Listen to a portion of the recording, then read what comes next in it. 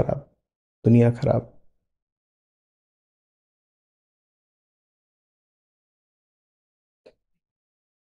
आप मेरे साथ हैं तो कम से कम जो जिंदगी की बहुत मूल बातें हैं उस पर आपको पूरी स्पष्टता होनी चाहिए। हम कौन हैं? हम अहंकार है, ठीक है ना? हम अहंकार है। कोई भीतर बैठा हुआ है जो अपने आप को शरीर से भी पृथक मानता है और संसार से भी। ये क्या है? मेरा मग। ये क्या है? तो मैं अपने आप को संसार से भी अलग मानता हूं और शरीर से भी अलग मानता हूं। ठीक स्थापित? कोई बोला है किसी ने आज तक मैं नाक? चलो ये तो बाहरी चीज है, फिर भी कह दिया तो बोल देते हो कि ये मेरा मग है। मेरा मग है, बाहरी है। मेरा बोला ना, मैं नहीं बोला। पर जिसको हम कहते हैं ना कि देह भाव, देह भाव, अहंकार देह भाव में भी कभी ये नहीं कहता है सचमुच कि मैं देह हूं। वो समझाने के लिए हम कहते हैं कि अहम देहास में अहंकार का वक्तव्य होता है। वो देह से भी इतनी नहीं निकटता मानता कि मैं देह। अगर वो मान ही ले कि मैं देह हूं तो मुक्त हो जाएगा। अगर अहंकार मान ही ले कि मैं देह ही हूं तो मुक्त है, क्योंकि ये तो तथ्य है कि तुम देह हो। अहंकार नहीं कहता मैं देह हूं, कहता है मेरी देह है। नहीं कहता मैं देह हूं, क्या बोलता है? मेरी देह है। तो जैसे ये मेरा मग है वैसे ये मेरी नाक है। तो मैंने दोनों से मैं अलग हूं। अब ये तो तथ्य है, ये तो कुछ है। एक इसका मालिक बन के बैठा है, वो कौन है? वो तथ्य है क्या? हमने कहा मेरा मग, तो इसमें दो आ गए, एक मैं और एक मग। तो ये रहा, ये जो मैं है ये कहाँ रहा? इसका कुछ पता नहीं। अब मेरी नाक, नाक तो ये है, और जिसकी नाक है वो कहाँ है? उसको भी निकालो अंदर से। कोई यहां बैठा है जो बोलता है मेरी नाक, किसकी नाक है ये? उसको भी तो लेके आओ, क्योंकि दो हैं। मेरी देह, देह तो ये रही, किसकी देह है उसको तो लेके आओ। कह रहे नहीं वो भीतर है, भीतर तो फिर वो देह है, क्योंकि देह के भीतर जो कुछ भी हो क्या है? देह ही है। तो बाहर होगा, अगर बाहर है तो तुम्हारा कैसे? बाहर है तो फिर मैं कैसे? अगर भीतर है तो देह है, और बाहर है तो संसार है। पर अहंकार कहता है मैं भीतर तो हूं देह के, पर फिर भी मैं देह नहीं हूं, देह मेरी है। वो हम है। तो ये पहले स्पष्ट होना चाहिए, हम हैं कौन? हम गजब माया है, जिसका कोई नाम पता पहचान नहीं, लेकिन अस्तित्वमान होने का दावा पूरा है नहीं। पर जब देखो मुंह फाड़ के बोलता है मैं। वो हम है। ठीक है, यहां से शुरू। अहंकार, मैं। ये नकली है, अभी यही कहा ना हमने। ये अहंकार नकली है। कोई नकली चीज जब होती है तो उसका होना झूठ होता है ना। तो इसलिए अहंकार को अपने होने में कष्ट मिलता है, क्योंकि उसका होना। अब समझ में आ रहे हो जीवन दुख क्यों है? क्योंकि अहंकार है तो नकली। पर जीवन अहंकार का ही होता है, वही अपने आप को जीवात्मा बोलता है। तो जीव, जीव तो अहंकार ही है, और वो है नहीं। जो है नहीं पर बन रहा है, वो कैसा अपना जीवन बिताएगा? दुख में बिताएगा। हर समय उसे स्वांग करना पड़ेगा कि मैं कुछ हूं, मैं कुछ हूं।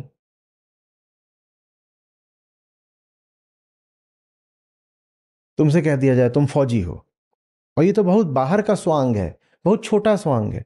पर कहा जाए तुम फौजी हो जीवन भर तुम्हें, और तुम हो नहीं, सहज रह पाओगे कभी? लगातार कुछ होगा भीतर जो बोलेगा कब ये झूठ बंद हो, कब समाप्त हो। बड़ा बुरा लगेगा, क्योंकि आपको कुछ ऐसा बनकर जीवन काटने को कहा जा रहा है जो आप हो नहीं। आपसे कह दिया जाए आप पुरुष हो, और पुरुष ही बन के घूमना है उम्र भर। हर समय तो डर लगा रहेगा किसी को पता ना चल जाए। बार बार देखोगे मूंछ लगाई है, दाढ़ी लगाई है, कहीं टेढ़ी तो नहीं हो गई। आवाज भारी करके बोलनी पड़ेगी। बहुत तरह के उसमें झूठ फसाद स्वांग करने पड़ेंगे। कैसा लगता रहेगा हर समय? न खुलकर जी पाओगे, न खा पाओगे, न सो पाओगे, न हंस पाओगे, कुछ नहीं कर पाओगे। जो हो नहीं वो बन के जीना कोई मजे की बात है? जो आप हो नहीं, और अहंकार है ही नहीं। आपको तो बस ये कहा जा रहा है कि कुछ हो, कुछ और बन जाओ। अहंकार को कहा जा रहा है तुम हो ही नहीं, पर ऐसा अभिनय करो जैसे तुम। तो उस बेचारे की जान फंसी रहती है, जान फंसी है नहीं, पर होना जबरदस्ती पड़ रहा है। तो दिन रात वो एक ही प्रार्थना करता है, क्या? यार मैं मिट जाऊं, मैं ना रहूं।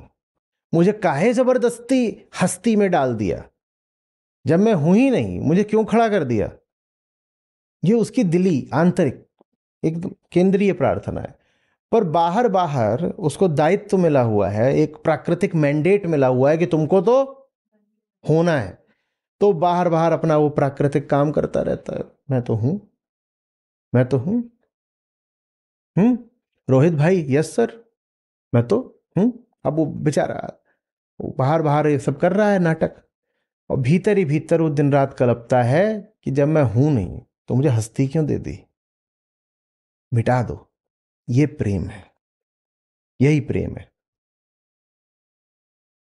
हम में से हर एक दिन रात अपने झूठ के मिटने की प्रार्थना कर रहा है। ये प्रार्थना ही प्रेम है। हम भ्रम के पुलंदे हैं, हम अपनी ही मान्यता मात्र हैं और कुछ नहीं है। मैं है, इसका प्रमाण मैं के अलावा कोई और है? तो मैं क्या है? वो अपनी ही मान्यता है। वो कहता है मैं हूं, तो अब मानो मेरी बात कि मैं हूं। तो हम में से हर कोई जन्मजात आशिक है। वो जो पैदा होता है ना, जब बुद्ध ने कहा था जो पैदा होता है दुखी पैदा होता है। हम्म? आप इश्क के कवियों के पास जाएंगे, वो कहेंगे बिल्कुल ठीक बात, जो पैदा होता है दुखी पैदा होता है, इसीलिए जो पैदा होता है वो आशिक पैदा होता है। आशिक का मतलब ही यही है, बंधन का मुक्ति के प्रति खिंचाव, दुख का आनंद के प्रति खिंचाव, यही इश्क है। तो जो दुख में है, चूंकि वो दुख में है तो इसीलिए उसका आनंद के प्रति खिंचाव रहेगा। यही इश्क है। माने जो दुख में पैदा हुआ है वो आशिक पैदा हुआ है। तो जो बच्चा पैदा हुआ है उसका पहला नाम यही होना चाहिए, आ गया एक और प्रेमी। वो जो शुरू शुरू में रोता है ना, वो पुकारता है कोई तो मिल जाए जो पार लगाए। आपको लगता है माँ को बुला रहा है, माँ तो पहले ही पगली है, नहीं तो उसको काहे को। आध्यात्मिक तौर पे क्या सकते हैं, बच्चे की पहली पुकार उसके लिए होती है जो उसे भवसागर से पार लगा दे। कहते कहाँ आ गए, ये क्या हो गया, गजब, ये का हो। सोचो आप अचानक, आप थे ही नहीं और अब आपके ऊपर दायित्व डाल दिया गया है कि तुम हो। कह मुझे होना ही नहीं है, नहीं तुम हो। तभी तो बच्चे इतना रोते हैं। बड़े होकर रोते हो, उनमें अभी उतने संस्कार हमने नहीं डाले होते ना कि सब बढ़िया है, लाइफ इज गुड, एंजॉय। वो असलियत पता है उनको, तो बात बात पे रोते हैं। यार माफ कर दो, जाने दो, नहीं नहीं चाहिए ये सब।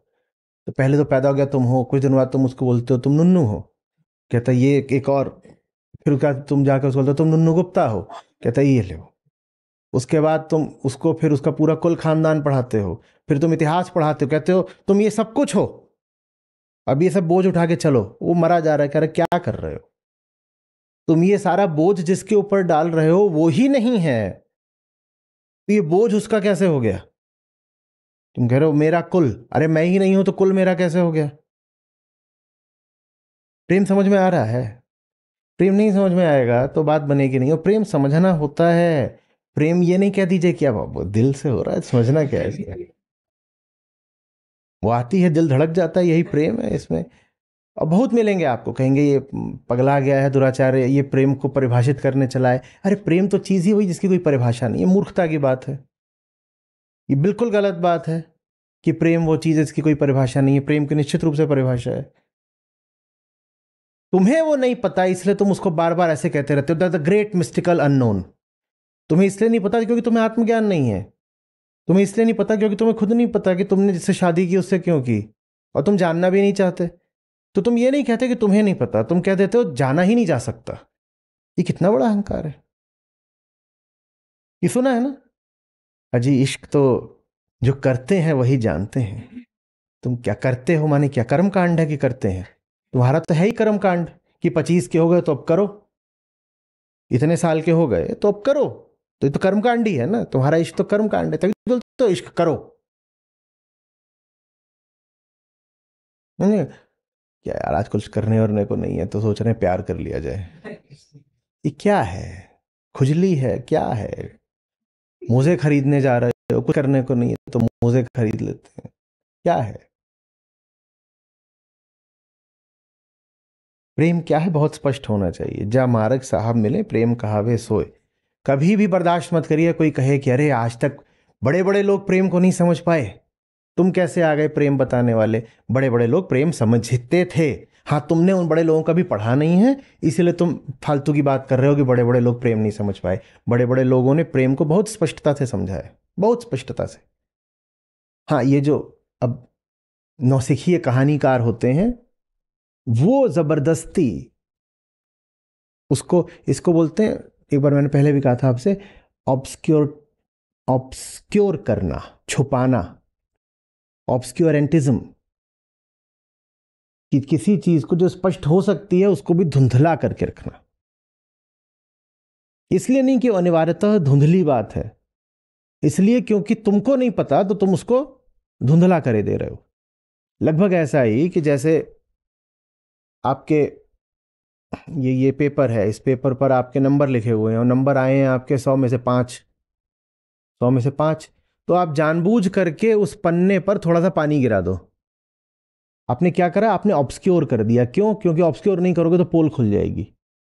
इसी तरीके से प्रेम को भी हम जानबूझ करके वेग बना देते हैं, धुंधला बना देते हैं,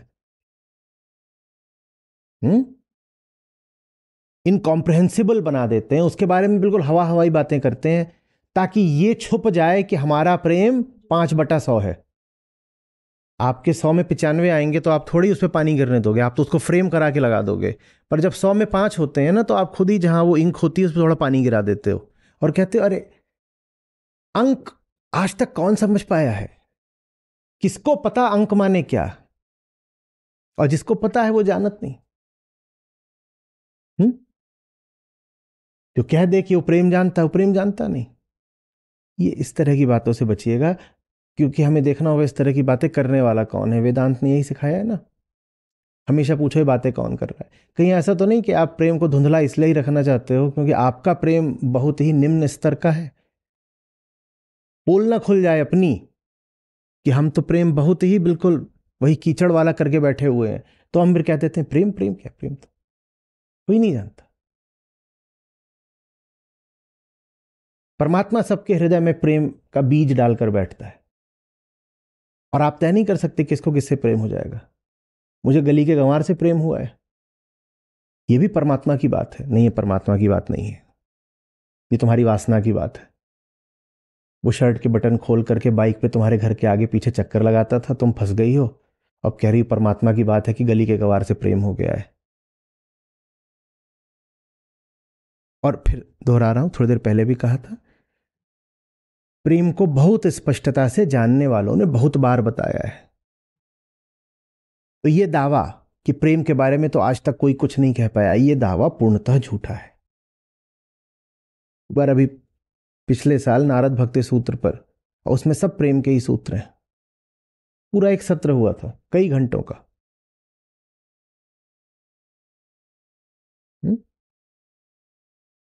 तो ये पहली बात कि प्रेम समझा जा सकता है। दूसरी बात, प्रेम और ज्ञान अलग अलग, कि इश्क है हर लम्हा 100 पर्दे उठाना, और पर्दे उठाने का काम ही तो ज्ञान होता है। और क्या होता है? प्रेम ही ज्ञान है। और जो इस तरह की बातें चला रहे हो कि ज्ञानवान हटाओ, ज्ञान में क्या रखा है?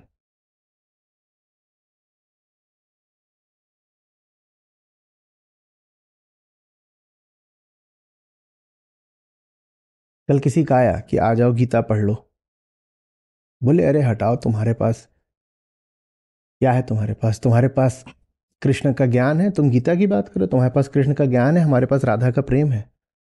हमें ज्ञानवान नहीं चाहिए, हम प्रेम मार्गी, हम वहां जाते हैं जहां कहीं भी प्रेम और ज्ञान को अलग बताया जा रहा हो, वहां कोई बड़ी धांधली चल रही है।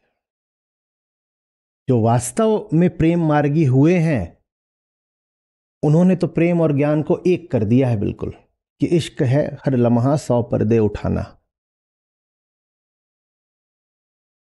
कबीर साहब को क्या बोलोगे? ज्ञान के हैं कि प्रेम के हैं? दोनों के हैं। पता ही नहीं चलता ज्ञान कहाँ है, प्रेम कहाँ है, दोनों एक है उनमें। और कोई मिले जिसमें सिर्फ प्रेम ही प्रेम दिखता हो, ज्ञान ना दिखता हो, बड़ी धांधली चल रही है। इसी तरह से कोई मिले जहां ज्ञान ही ज्ञान बताया जा रहा है, उस ज्ञान में प्रेम की खुशबू आ ही नहीं रही है। ज्ञान अगर गहराएगा तो यही तो बताएगा ना कि अहंकार लगातार आत्मा के लिए मचल रहा है, पागल है, यही तो बताएगा ना ज्ञान। और क्या करेगा ज्ञान? तो ज्ञान प्रेम तक नहीं पहुंचेगा, ऐसा तो हो ही नहीं सकता। और ज्ञान प्रेम तक नहीं पहुंच रहा तो बहुत फर्जी ज्ञान है।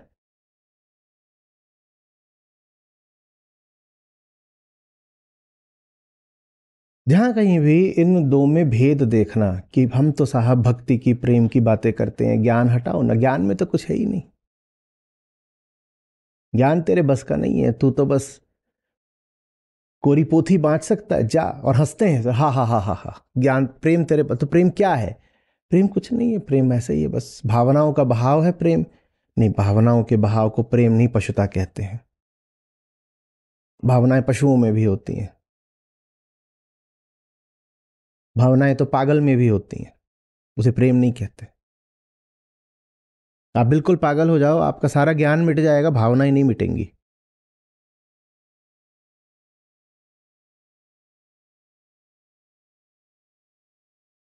पशुओं में भी मौलिक तौर पर वही भावनाएं होती हैं जो इंसानों में होती हैं। ईर्ष्या पशुओं में बिल्कुल होती है, क्रोध बिल्कुल होता है, भय बिल्कुल होता है, दैहिक आकर्षण बिल्कुल होता है, मोह होता है। जितनी मूल हमारी भावनाएं, वो सब हम पशुओं से ही तो साझा करते हैं। प्रेम भावना नहीं है। जब HIDP चलता था तो मैंने एक एक्टिविटी बनाई थी, बड़े दिल से बनाई थी, बहुत जगह कराई, उससे बड़ा बवाल भी होता था। उसका नाम था लव इज नॉट। किसी को याद है लव इज नॉट एक्टिविटी? तुम्हें कैसे याद है यार, तुम पैदा भी नहीं हुए थे।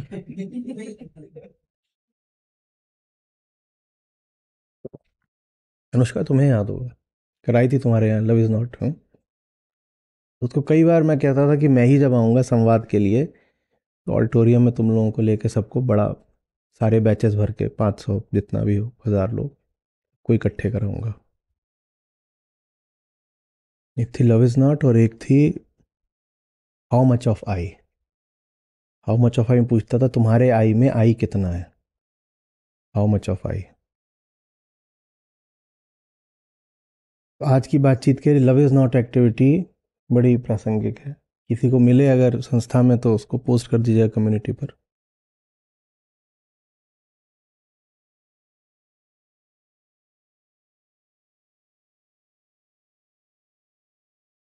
वही मैं बता रहा हूँ, वहाँ पे लड़के लड़कियाँ सब 18 से लेके 25 साल वाले, 17 से लेके,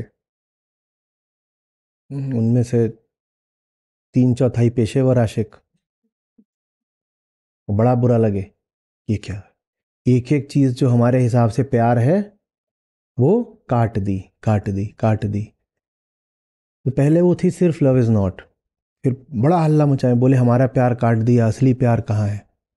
तो फिर मैंने उसमें आखिर में एक पैराग्राफ जोड़ा था, बहुत 10 साल से पीछे की बात है, ठीक से याद नहीं, पर अभी भी वो उसमें जुड़ा हुआ होगा। आखिर में पूछा था कि बता तो दो व्हाट इज लव देन, तो मैंने उसमें कहा था लव इज एफर्ट। हाँ, अभी कुछ दिन पहले आप लोगों को क्या बोला था, प्रेम प्रयास है। बोली ये क्या है, लव इज एफर्ट? एफर्ट तो गधा भी करता है। हा हा हा हा हा। मैं कहा बेटा, जब वो ऊपर जो कुछ लिखा है ना, उस पर जीने में जो एफर्ट लगता है उसको प्रेम कहते हैं। नकली प्रेम को काटने में जो प्रयास लगता है, वही असली प्रेम है। इश्क है हर लम्हा सौ पर्दे हटाना। नकली को काटने में जो जोर लगता है, जो दम लगता है, जो जान जाती है, वही जाने मन है।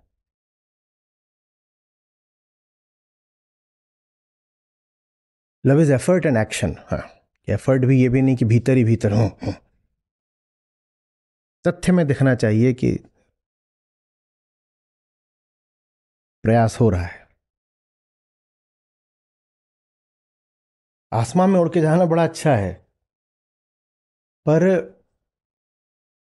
जब हम इस इश्क की बात करते हैं, पराप्रेम, रूहानी इश्क, वो वाला नहीं है कि ऐसे उड़ के गए जहां टिकट पर पहले ही लिखा था your flight will take off at 8 AM and land at 10 AM। ये वो वाली उड़ान नहीं है। कि जहां सब कुछ आपके अनुसार, आपके अनुकूल, आपकी व्यवस्था से हो रहा है। आसमान में तो जाएंगे, पर इतने बजे उड़ेंगे, वहां पर एयर होस्टेस भी होगी, चाय भी पिलाएगी, और इतने बजे फिर सुविधा और सुरक्षा के साथ लैंड भी कर जाएंगे। इश्क ये वाला उठना नहीं है। इश्क ऐसा है जैसे वो गुब्बारा जो जमीन से उठ जाता है और फिर कभी लौट कर नहीं आता है। वो जो कुछ भी अपने साथ भौतिक लेकर के गया था, वो ऊपर फटी जाता है। आप गुब्बारा जानते हैं, जब उसके भीतर दबाव होता है और बाहर भी दबाव होता है, तो दोनों दबाव एक दूसरे को न्यूट्रलाइज कर देते हैं। ऊपर जाओगे तो एटमॉस्फेरिक प्रेशर क्या होता है, कम हो जाता है, पर जो भीतर का प्रेशर है वो तो कम। तो गुब्बारा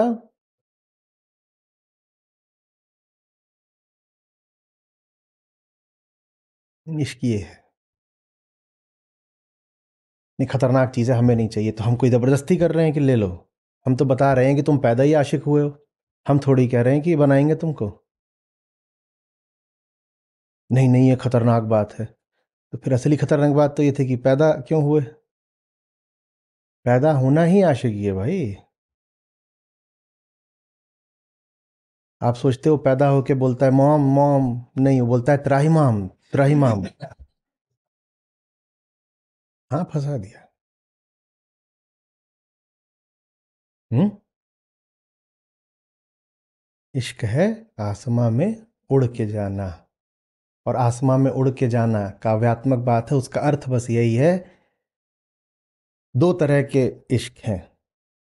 पारमार्थिक तल पर इश्क का मतलब होता है कि अहम को विगलन चाहिए, कुछ ना बचे। पारमार्थिक तल वही है जहां कुछ नहीं होता। वो मौन का तल है, वो शून्यता का तल है, वहां कुछ नहीं है, वहां सत्य है, ब्रह्म है, आत्मा है, बस यही। और व्यवहारिक तल पर जमीनी इश्क का मतलब होता है अपने आप को उससे जोड़ लेना जो तुम्हें आसमान तक ले जा सके।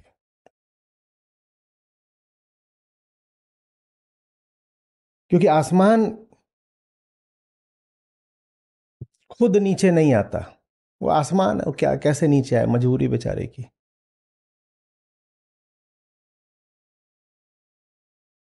वो जमीन पर ही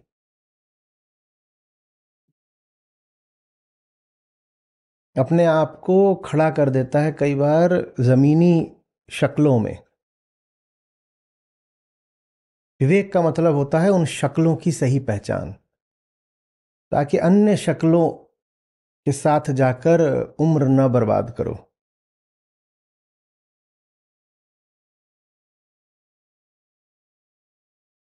और उस शक्ल की सही पहचान वैसे नहीं होती कि खाल कितनी चमक रही है, नूर कितना है, ओजस तेजस, वाह वाह, बाबा जी का चेहरा क्या मस्त चमक रहा है।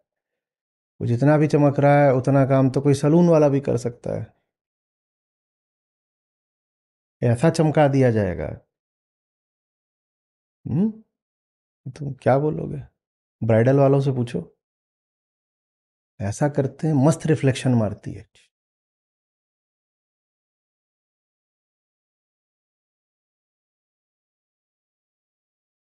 जमीन पर आसमान को पहचानना होता है, यही विवेक है।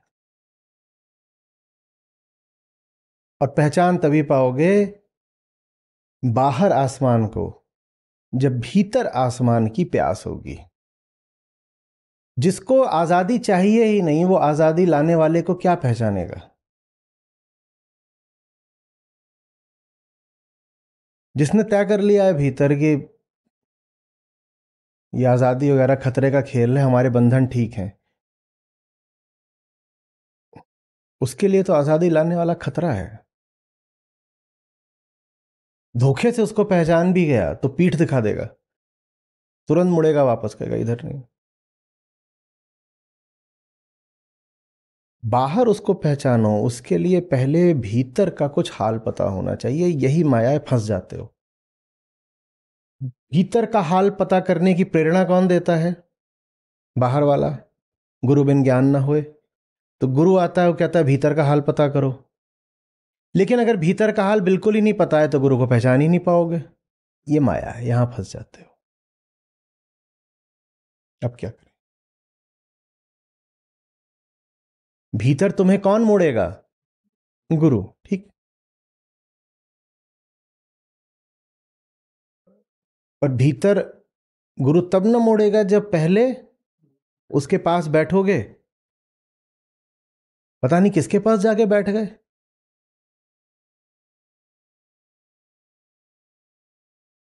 तो भीतर मुड़ने वाले की पहचान हो सके, इसके लिए भीतर का आलम पता होना चाहिए। और भीतर का नहीं हाल पता होता जब तक कोई बाहर से नहीं मिला है तुम्हें भीतर मुड़ने को, तो यहां पे फंस जाता है आदमी।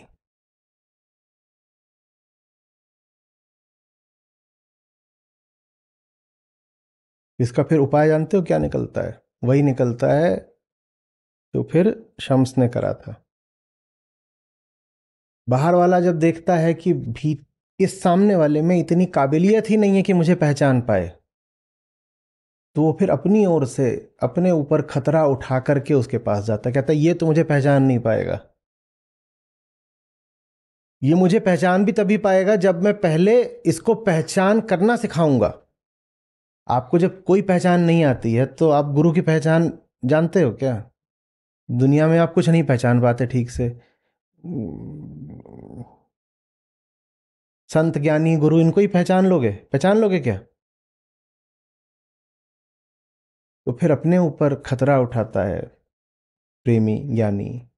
वो कहता है ये अपने आप तो मुझे पहचान नहीं पाएंगे, मुझे जबरदस्ती जा करके इनका पीछा कर करके इनको पकड़ना पड़ेगा, इनको सिखाना पड़ेगा पहचानना।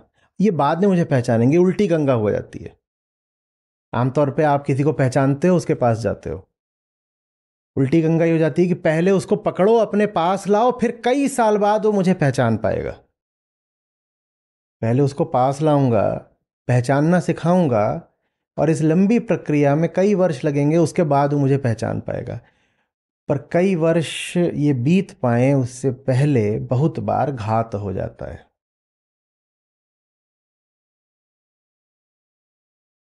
क्योंकि जब आप ले करके आते हो ना बहुत सारों को कि आओ आओ तुमको सबको पहचानना सिखाऊंगा, तो उसमें आप हर तरीके के तत्वों को इकट्ठा कर लेते हो, आकर्षित कर लेते हो, उनको कर लेते हो, उनके परिवार वालों को कर लेते हो, समाज में खलबली थोड़ी मचा देते हो। तो उसमें फिर उपद्रव हो जाता है। लेकिन उसका कोई उसका कोई समाधान नहीं है। कोई समाधान नहीं है। एक धारा चलती है विचार की जो कहती है कि जीसस को सूली दी नहीं गई थी, ये खुद उन्होंने पूरा आयोजन करवाया था। तो इसके अलावा कोई तरीका ही नहीं बचा था जेरूसलम वालों को ये प्रमाण देने का कि सुनो मेरी बात। कोई सुनते ही नहीं था उनकी बात।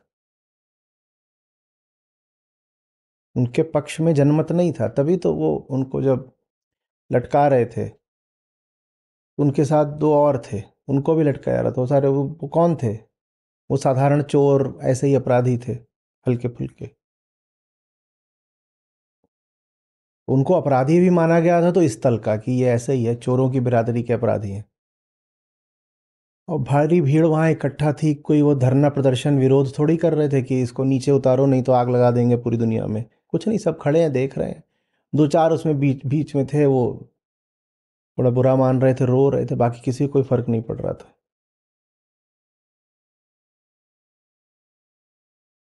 ये बड़ी जबरदस्त स्थिति फंस जाती है।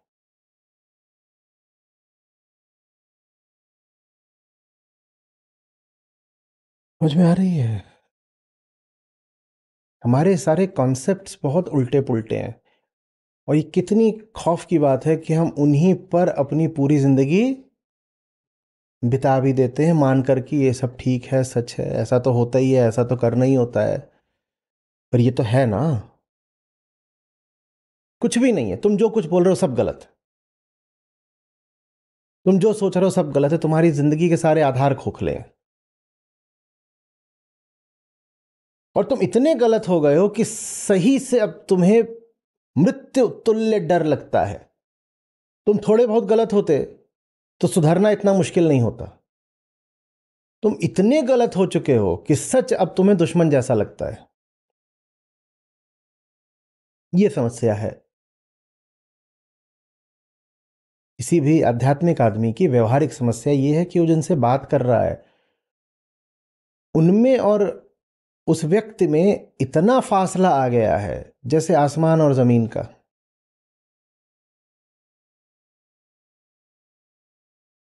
उनसे ये स्वीकार करवाना कि तुम पूरी तरह ही गलत हो, तो ऐसा हो जाएगा जैसे उनको मौत दे दी हो। किसी को बोलो तेरा ये भी गलत है, तेरा वो भी गलत है, तेरा सब पूरा ही गलत है, पूरा ही गलत है, तेरा कुछ भी ठीक नहीं है, तो ये तो उसको लगता है मतलब मैं क्या हूं, मैं पूरा ही गलत हूं। ऐसा कैसे? कुछ तो मुझ में सही होगा ना। थोड़ा मेरी कभी तारीफ भी तो कर दिया करो, मेरी दो चार बातों को कभी स्वीकार भी तो कर लिया करो। कैसे कर ले? जब केंद्र ही गलत है तो उस केंद्र से तुम जो कुछ कर रहे हो सब गलत है ना। अजी हाँ, हमारा सब गलत है, यही बड़े आए हैं फन्ने खा, इनका सब सही है। बहुत अहंकारी है, पूरी दुनिया को बोलता है कि सब गलत है और पूरी तरह गलत है, और बस खुद को ही बताता है मेरी बात सही है। सुना सुना सा लग रहा है। मैं करूं क्या? लेकिन मैं क्या करूं? क्या बोल दूं कि तुम्हारा सही है? बताओ ना, क्या सही है?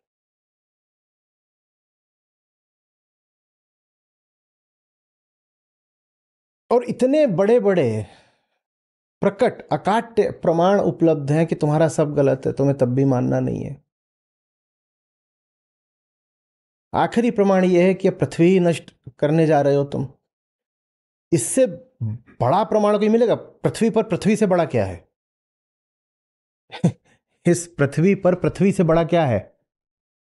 और तुम पृथ्वी को ही अब नष्ट करने जा रहे हो। इससे बड़ा प्रमाण तुम्हें क्या दूं कि तुम्हारी पूरी जिंदगी, पूरी परंपरा बिल्कुल गलत रही है? क्या दूं प्रमाण? बताओ।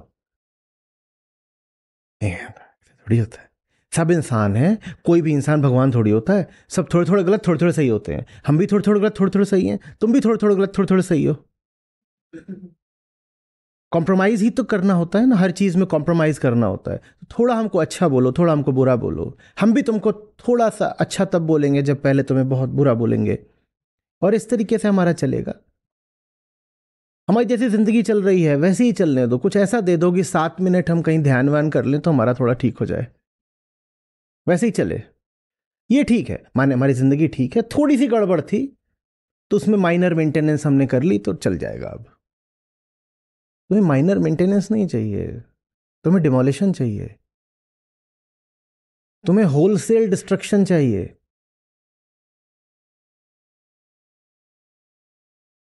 ये बोलना जरूरी था, इसी मारे तुम्हें कोई सुनता नहीं। पर जब देखो तब ठीक भी चल रहा होता है, लग भी रहा होता है कि चलो ये आदमी आज कुछ ठीक बात कर रहा है, तुरंत बीच में आके बोल देंगे आमूल चूल विध्वंस। मैं ये खौफनाक लफ्ज बीच में लाने जरूरी होते हैं? कुछ तो छोड़ दिया करो। क्या छोड़ दूं? जो भी छोड़ूंगा वही फिर उतना ही बड़ा हो जाएगा, रक्त बीज की तरह।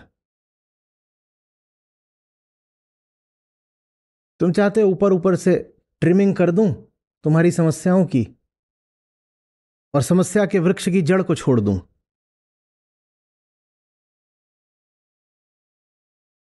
हाँ, because that's me. No, that's not you. That's your illusions. Fine, leave it. Change the topic. ऐसे कैसे दीदी, कैसे बात, क्या कर रहे हो? ठीक है ना, मेरी जिंदगी, मैं सफर कर रही हूं, तेरा क्या?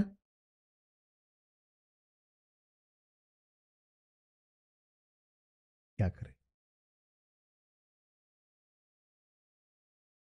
इतना मुश्किल काम है आशिकों को इश्क सिखाना.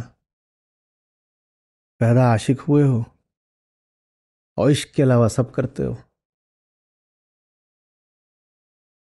हम्म.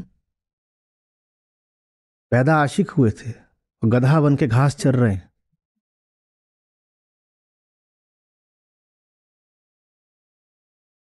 आशिकी के अलावा सब कर डाला. और कहो कि आशिकी नहीं करी तुमने, कहेंगे जी हाँ, छोड़ो तुम. 7 अफेयर है, 6 एक्स है, 7वीं ये रही डायन. ये तो तुम्हारी आशिकी का स्तर है कि 7 प्रयासों के बाद जो है उसका नाम है, ये तुम्हारी आशिकी है.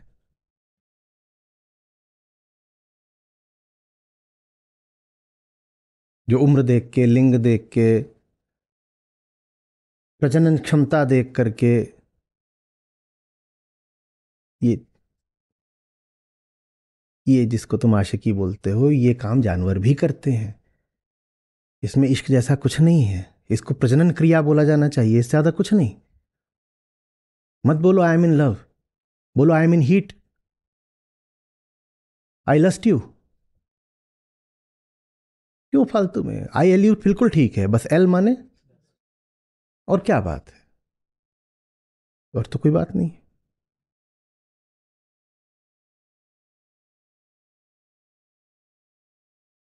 मत बोलो I have a life partner now, बोलो I have a meeting partner now.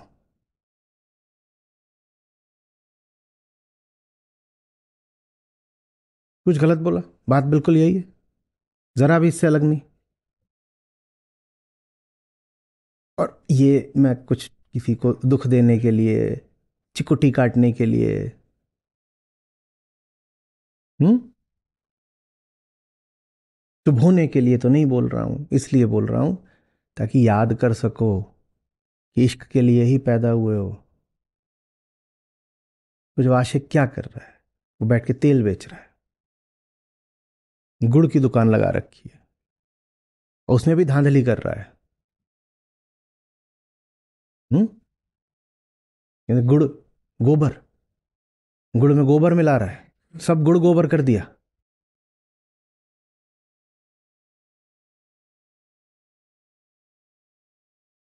ये आशिक है.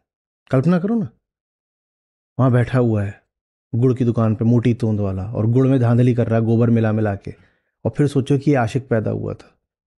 वो क्या हो सकता था, क्या हो गया है?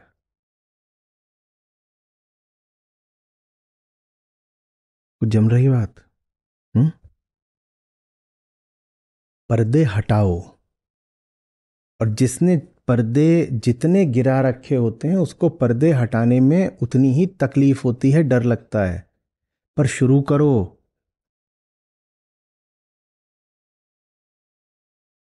थोड़ी चोट खानी पड़ेगी, थोड़ी उद्दंडता दिखानी पड़ेगी, कुछ उपद्रव होगा. ठीक है, वैसे भी होता है वो तो. नहीं भी विद्रोह करोगे तो कौन सा अमर हो? बहुत शालीन और दब्बू बन के भी जियोगे तो क्या चोट नहीं पाते हो?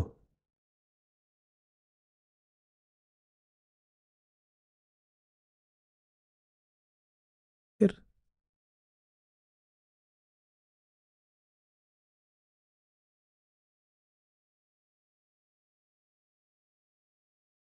हर लम्हा 100 पर्दे की बात कही है, मतलब समझते हो?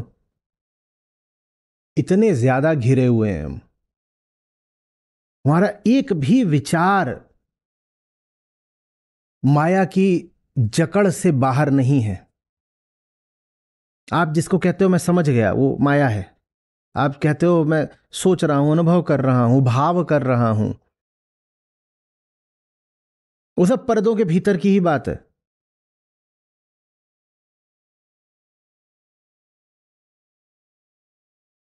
आपके हर विचार में, आपकी हर कामना और हर निष्कर्ष में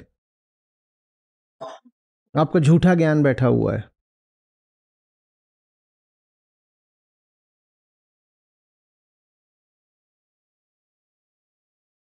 और इससे आजाद हुआ जा सकता है।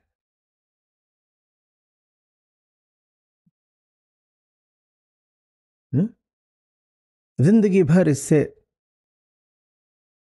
आजादी के प्रयास में लगे रहना, यही आशिकी है।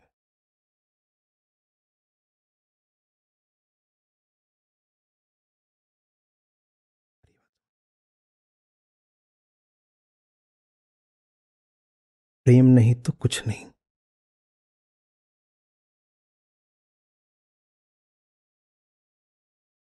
और प्रेम को खा गया समाज और लोक धर्म। तो इसलिए फिर जानने वालों को कहना पड़ा परा प्रेम या परम प्रेम। नहीं तो प्रेम ही पर्याप्त है। अच्छा, सुंदर, पर्याप्त है शब्द प्रेम। पर प्रेम को हमने क्या बना दिया? मेरा छोटा बच्चा है, मैं उससे बहुत प्रेम करता हूं।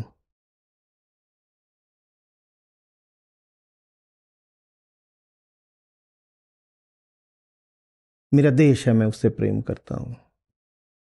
मेरा पति है, मैं उससे प्रेम करती हूं। हमने चूंकि प्रेम शब्द को ऐसा डाल दिया कीचड़ में, तो फिर वास्तविक प्रेम को दूसरा नाम देना बड़ा, बोले परा प्रेम बोल दो, इसको इश्क हकीकी बोल दो।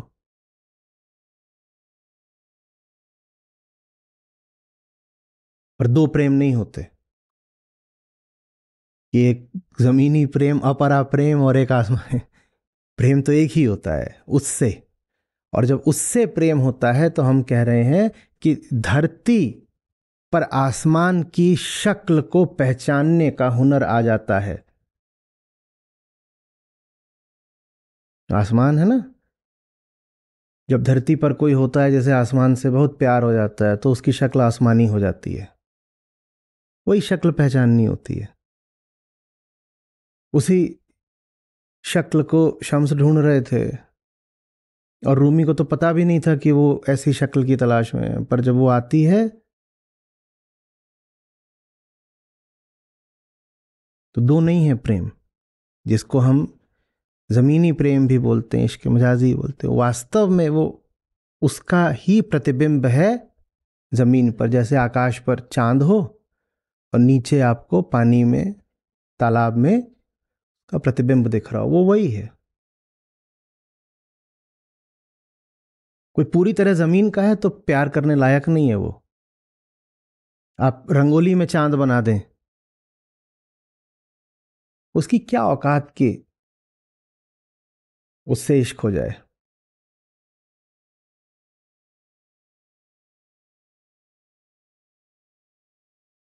इश्क करिए भी तो चांद के प्रतिबिंब से। चांद के प्रतिबिंब से इश्क करा, माने किससे करा? चांद से ही करा। तो एक ही होता है प्रेम। जिन्हें ऊपर जाना है वो ऊपर वाले के ही तो जमीनी प्रतिबिंब से प्यार करेंगे ना, कि नहीं? तिलचट्टे को केंचुए से प्यार हो गया।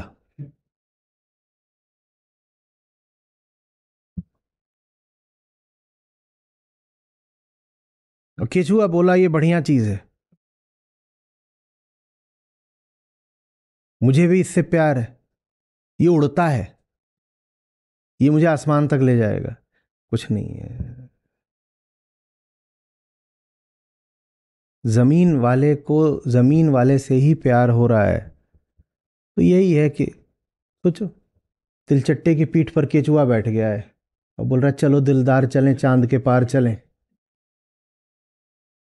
बोल रहा हम हैं तैयार, चलो। ये आशिकी चल रही, कितनी ऊपर ले जा पाएगा वो उसको? उसकी खुद की उड़ान क्या है? बहुत सतर्क रहना होता है। इसीलिए लव इज नॉट में पहले ये आता है, प्रेम क्या नहीं है, कहाँ दिल नहीं लगा लेना है।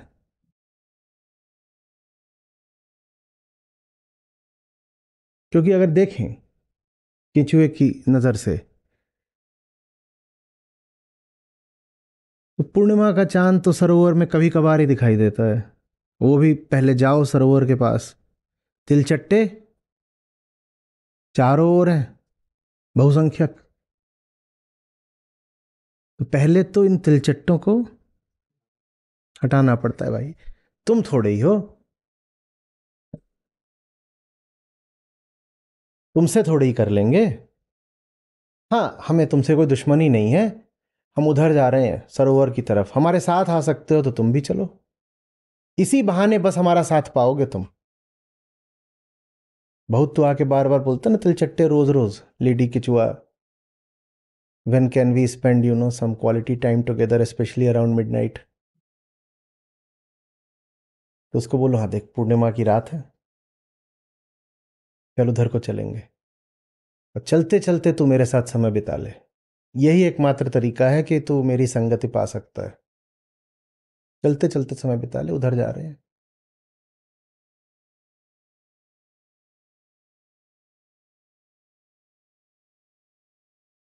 जमीन का वही अच्छा जो आसमान की ओर ले जाए।